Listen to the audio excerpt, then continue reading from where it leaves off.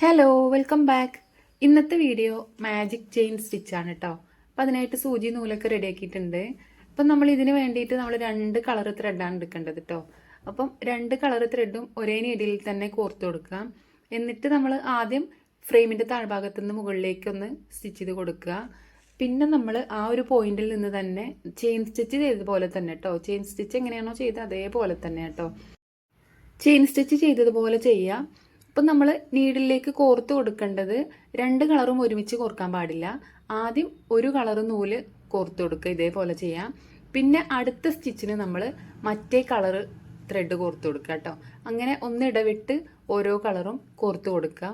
അപ്പം ഇതേപോലെ ഒന്നിടവിട്ട് ഇങ്ങനെ കോർത്ത് പോവുക കേട്ടോ.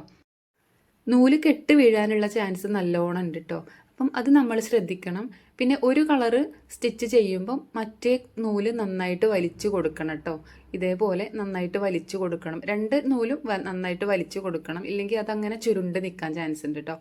അപ്പം ഇത് നല്ല ശ്രദ്ധിച്ച് ചെയ്യേണ്ടതാണ്. അപ്പം ഇങ്ങനെ ഓരോ കളറ് ഇടവിട്ട് വരുമ്പം അത് ഒരു നല്ല ഭംഗിയിൽ കിട്ടുന്ന ഒരു സ്റ്റിച്ചാണ് കേട്ടോ.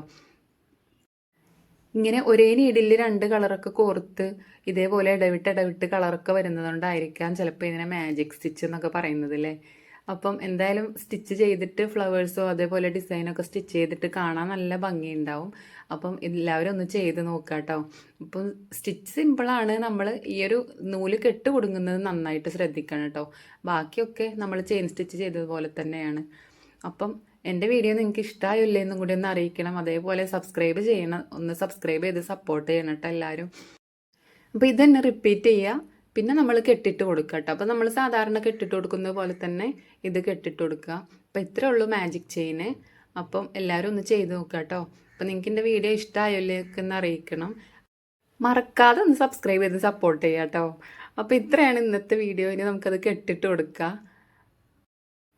അപ്പോൾ ബാക്കി വരുന്ന സ്റ്റിച്ചസൊക്കെ ഞാൻ അടുത്ത വീഡിയോകളിലായിട്ട് ഓരോന്നായിട്ട് കാണിച്ചു തരും കേട്ടോ. അപ്പം എല്ലാവരും ഒന്ന് സപ്പോർട്ട് ചെയ്യുക.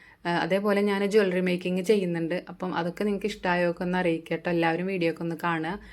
അപ്പം ഇത്രയാണ് ഇന്നത്തെ വീഡിയോ ചെയ്യുന്നത്. ഓക്കെ, അപ്പോൾ എല്ലാവരും ഒന്ന് സബ്സ്ക്രൈബ് ചെയ്ത് സപ്പോർട്ട് ചെയ്യണേ.